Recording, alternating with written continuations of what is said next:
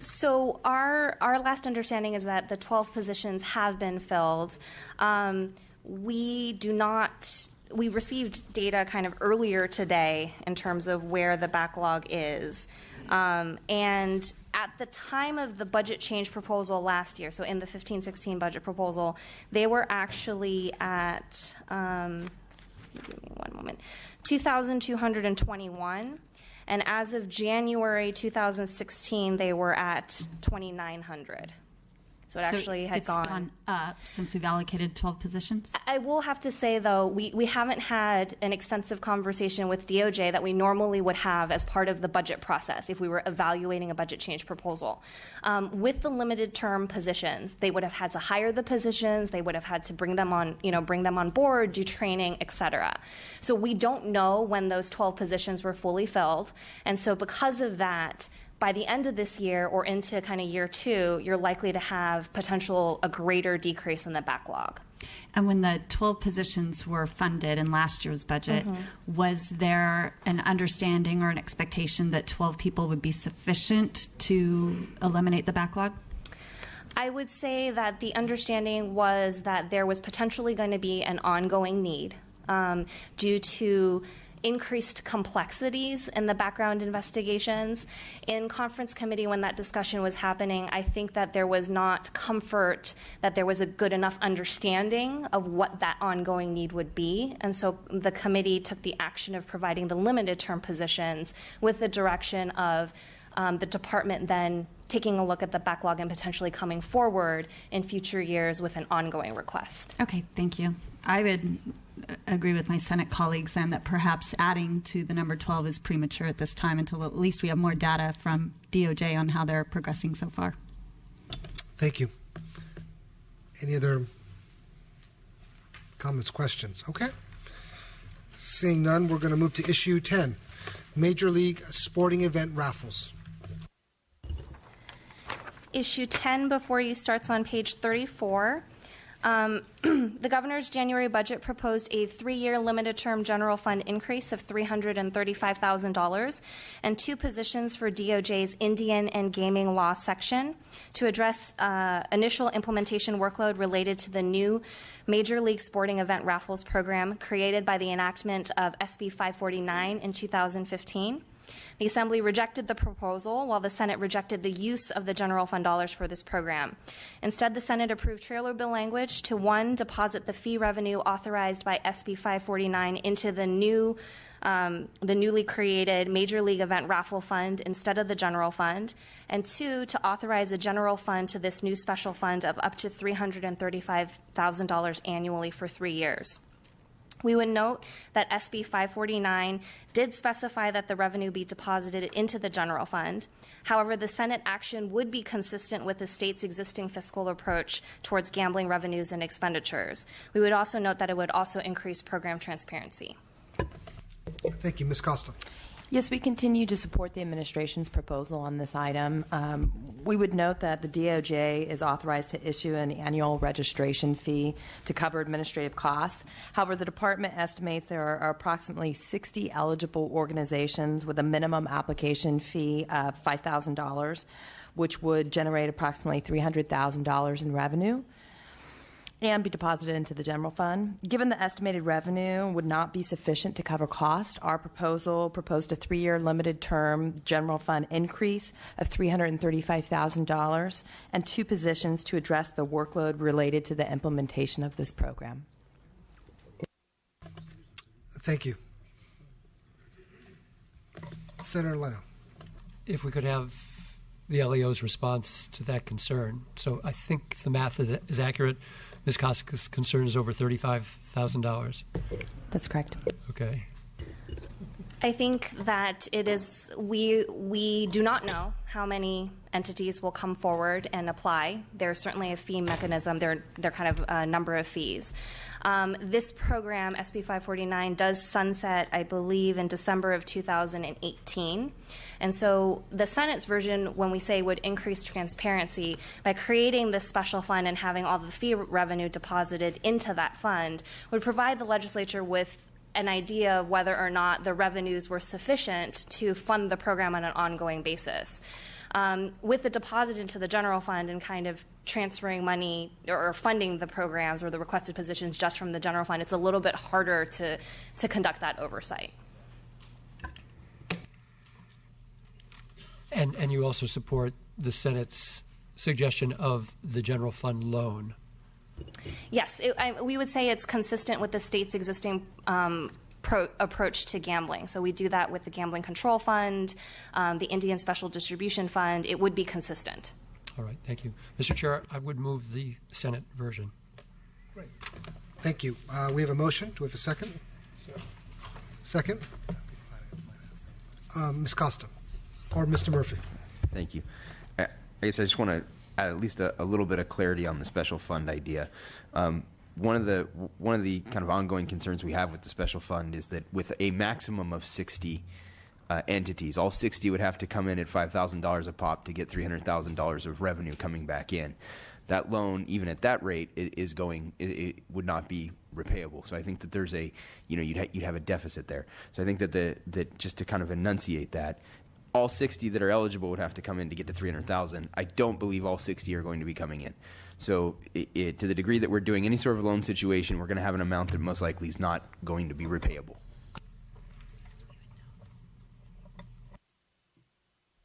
But just to clarify,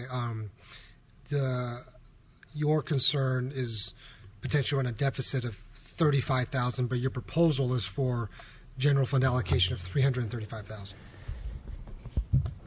Yeah, yes, and the general fund, as you put the bill in, you sign the bill. Whatever we recover offsets a portion of those costs. Okay. So to the degree that you do the loan is still outstanding, even on a long-term basis. Whereas what we recover in relation to the $335,000 general fund that we proposed simply offsets that cost moving forward, taking down the $335,000 to some manageable number, but allowing us to not carry forward an amount owed to the general fund without a way to repay it. I think we would probably just point out that regardless of which mechanism you use, you would have this mechanism of general fund dollars, and then a portion of whatever fines and fees, whatever fees are coming in would offset it. I think in one of the reason why we would say that the Senate version is consistent, it's just a mechanism to kind of increase the transparency.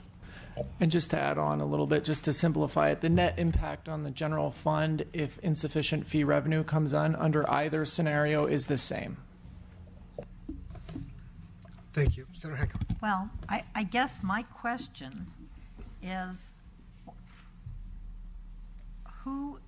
when we legalized a new form of gambling, and we expect gambling to pay for itself in terms of regulations, why are we charging so little for the fee? And if major league sporting events don't want to pay the fee, they don't have to enter into the program? Or am I missing something about this?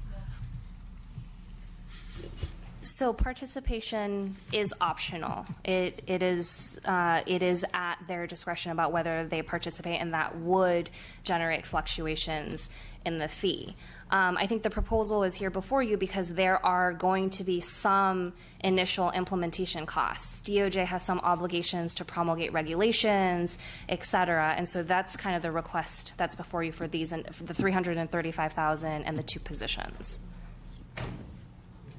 But we don't think we'll ever get the money back? I think that that's unknown. I think that that's one of the reasons why we would again say the Senate's approach is consistent with existing fiscal approaches to gambling. If you create the special fund, you would observe what fees were deposited into it very clearly. That would be your revenue, and then you would have the expenditures, which is the proposal before you.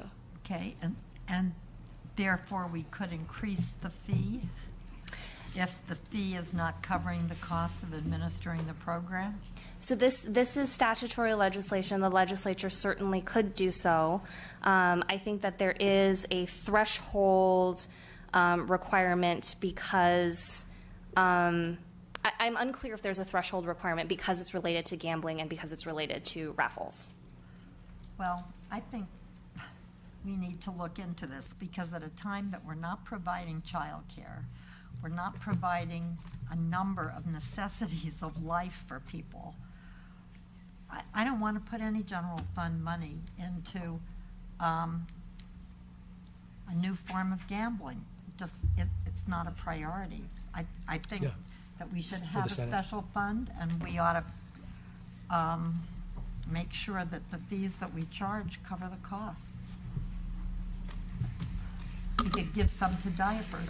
Assembly Member Gonzalez. I was just going to say that. I'm going to echo Senator Hancock's position on this. I guess you can't fix a dumb bill. Actually, there are ways to do that. But I think that obviously if we're going to allow gambling to go on, I have no desire to put general fund money into the administration of that. Thank you. Senator Leno? So, moving the Senate version, one last question for Ms. Lee. Finance has repeatedly said there's a limit to the universe of 60, which is how they come up with 60 times 5, 300,000. Is that actually the case? We don't know how many. Hey, Anita, I got this. So the universe is 6. is defined by the major league, and now major league means professional sporting, not actual major league for those of you who follow baseball, but in the professional sporting teams in the state, and there is a finite number of those that qualify under the provisions of the bill.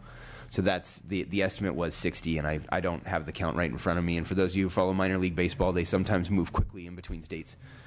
But that's essentially, sir, how they came up with the total. Okay, thank you. Now, I do believe we had a motion, correct, in a second, to approve the Senate proposal. I have a question about it. Does the Senate proposal include getting a report next year during budget so we know how much money came in? Because I'm serious. I think we're supposed to make money out of gambling. That's what they tell us about Indian casinos and all kinds of things. We're not supposed to be shelling out money, especially when we know that this kind of event basically takes money from poor people. So that's the purpose of the raffle fund, as the LAO has pointed out. We'll know exactly how much money is in that fund. And we will get a report. So next year at this time, we'll see if those positions are paying for themselves, so that if we should need any more positions, we could increase the fees That's or right. whatever, yeah. So we're 3-0 for now.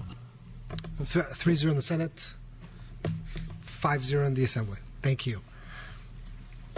Very good. We'll move on to issue 11, Controlled Substance Utilization Review and Evaluation System, otherwise known as CURES. Ms. Lee. This is page 36 of your This is page 36 of your agenda. The Assembly proposed $875,000 from the CURES Fund and 8 positions for DOJ to address increased help desk workload. The Governor and the Senate did not take action on this issue. We would recommend a compromise between the two houses. Specifically, we recommend providing the resources proposed by the Assembly, but only on a 3-year basis. The increased resources will enable DOJ to increase service levels to professionals who are paying to support the CURES database. However, providing funding for only 3 years will help ensure the fund remains solvent. It will also enable the legislature to reevaluate the program in 3 years to ensure that 1, DOJ staffing levels appropriately match workload needs, and 2, that the statutorily authorized fee generates sufficient revenue to support the ongoing DOJ workload. Thank you. Ms. Costa. Thank you. The administration is continuing conversations with both houses to hopefully reach a compromise. I'd note in the analyst compromise, we do remain concerned about the amount of funding provided in the Assembly version. We think it's too high. Thank you. There are comments or questions? Senator Hancock. Question. Notes that I have say that there was no BCP for this. Is that correct? That is correct. Oh, so the administration didn't ask for it? No. This is a proposal from the Assembly. The Governor and the Senate did not take action on this item. What is, do you think it's something that we should act on, Finance? We do believe some additional funding could be warranted. We do think the number of $875,000 is too high for this purpose, and so we have been talking with staff to hopefully reach a compromise. Assembly Member Olson. Thank you, Mr. Chair. I was debating whether to bring this up now or on the next item because it's really related to all 4 items on DOJ. I too think we have to allocate some funding to this because it's not okay for physicians or others to call DOJ and nobody to answer the phone. But my concern with all 4 of these is this seems to have become a persistent pattern at the Department of Justice where every year we are allocating additional programs for one program or another at the Department of Justice because they either can't eliminate a backlog or they can't answer the phones. So we may want to consider attaching to one or all of these proposals some kind of performance requirement, outcomes, so that DOJ can begin to demonstrate that the new positions being allocated to them every single year, some of which for the exact same issue over and over again, are actually resulting in better outcomes. Thank you. Senator Nielsen. Well, allow me to echo that. We've had an issue here of late over the APPS program. Not of late, it's been a long-standing one.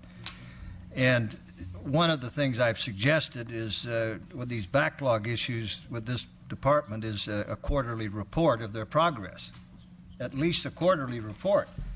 If we just allow them to come back year after year, we don't seem to be making any progress. So whatever we do, I'm going to strive to have more accountability, more regular reporting to the legislature in some manner. Would Ledge Analyst have any suggestions in what form we might request that and embody that in our budget? You could incorporate that in as supplemental reporting language. There'll be a supplemental reporting language agenda in the future that we're going to consider as part of conference committee, and so you could consider adding that to that agenda, and that would allow the report to be a requirement on the department. Well, we have millions of those over the years. What would have a little more teeth to it, you know, that at some kind of a higher threshold of accountability than just, you know, send a letter, nobody reads it.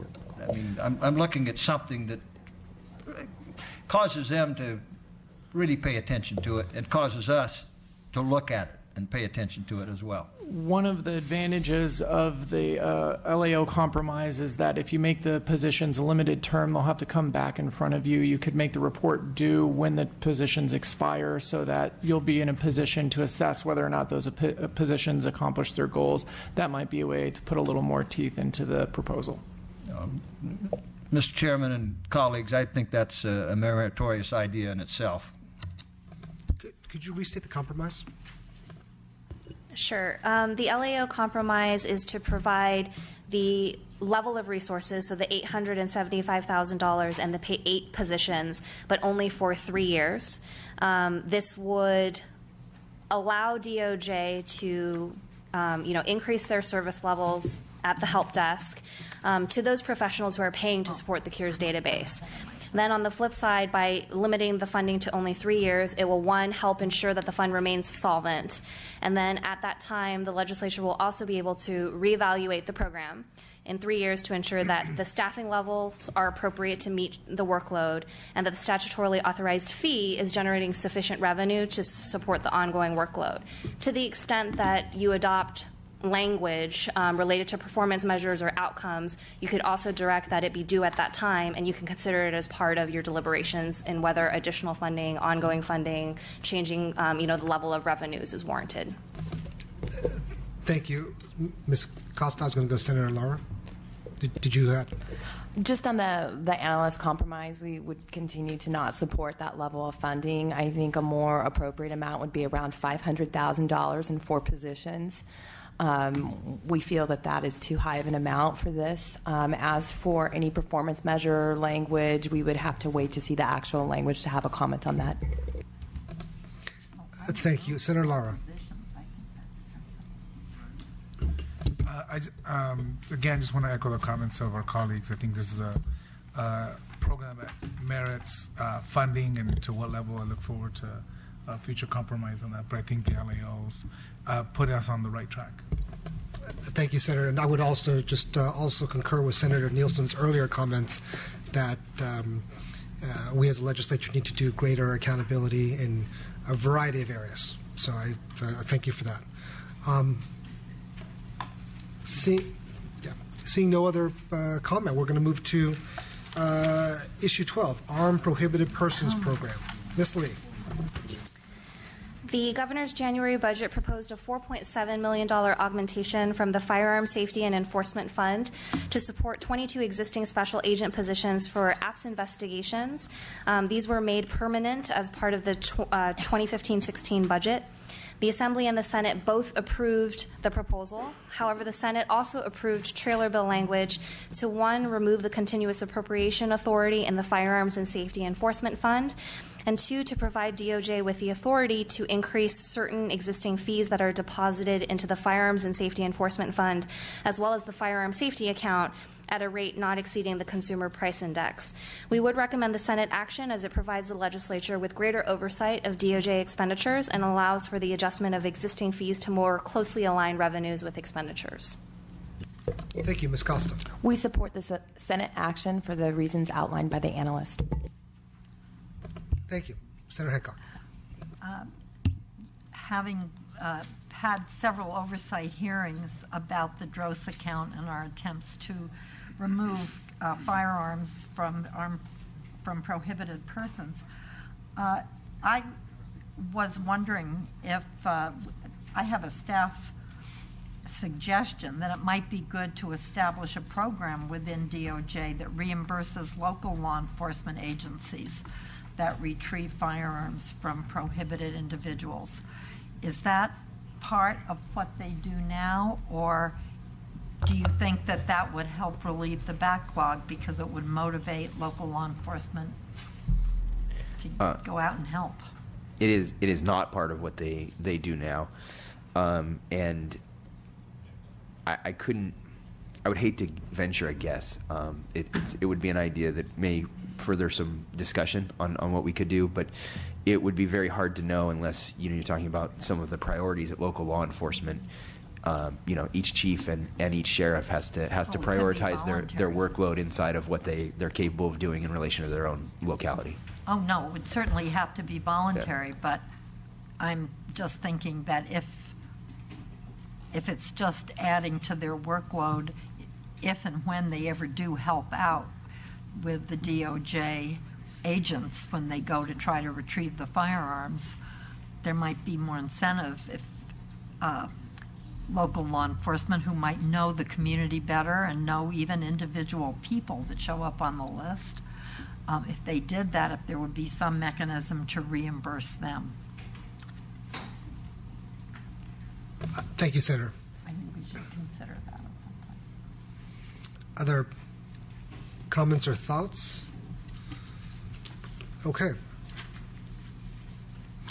Thank you. Moving on to issue 13, Prop 47 savings.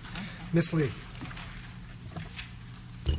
So this issue is similar to one that you discussed yesterday afternoon, related to the Department of State hospitals.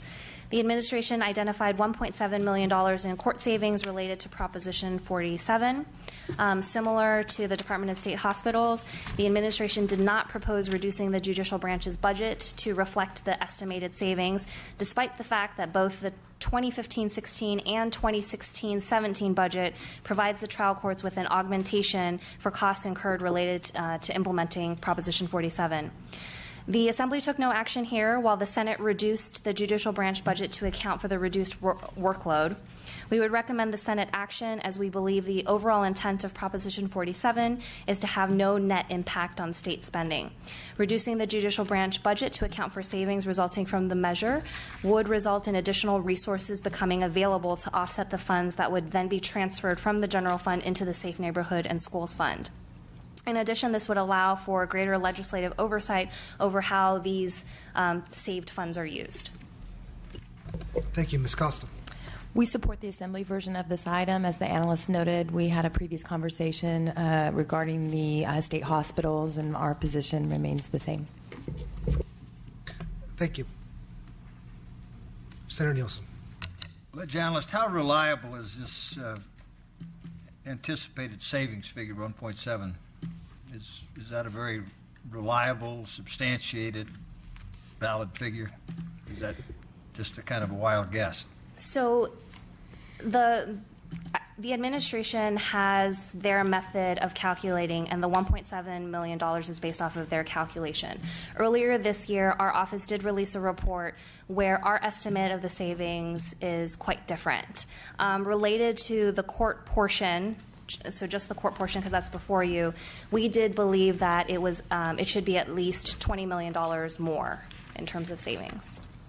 Is that based on a caseload within the courts? Are you looking at the actual filings, or what is your basis? So the difference in the two approaches is that the administration, so the first piece of the savings relates to reductions of cases that would have been heard as felonies now being heard as misdemeanors. And so the administration, their savings estimate is due solely to the reduction in the number of cases. And specifically, they assumed that there would be 8,000 fewer felony cases that would be filed and 74,000 additional misdemeanor cases that would be filed. That's estimated, not actual. Okay. Yes. And so that would be a decrease of 6,000 cases. They then did assume that misdemeanors and felonies cost the same amount.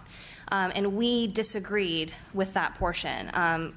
In looking at the existing judicial branch workload studies, misdemeanors cost significantly less than felonies. We did acknowledge that the Proposition 47 workload was the least serious felonies and the most serious misdemeanors. And so those existing workload studies would likely need to be adjusted inward to account for that difference. So that was one area where we thought there was an underestimate of the savings. The other piece where we thought related to that was related to the costs, and there was a disagreement in terms of what costs were scheduled as part of the 2015-16 costs for the court. And the judicial branch was provided $26.9 million as part of the 2015-16 budget, but this was for workload that was incurred in both 2014-15 and 2015-16.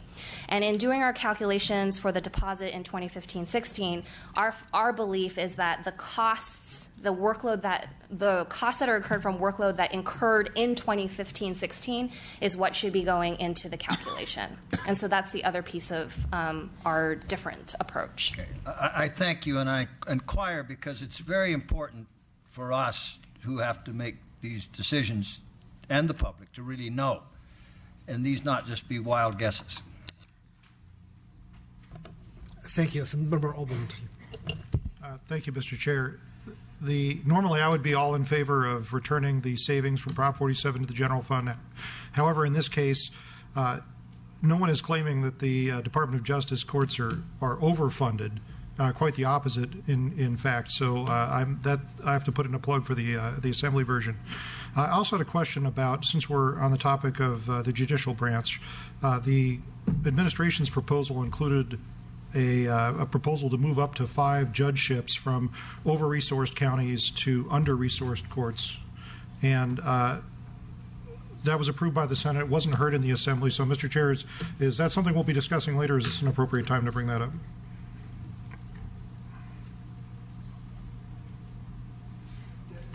It's absolutely appropriate for discussion. All right. I am going to also speak in favor of that proposal. The administration put it in there for a reason.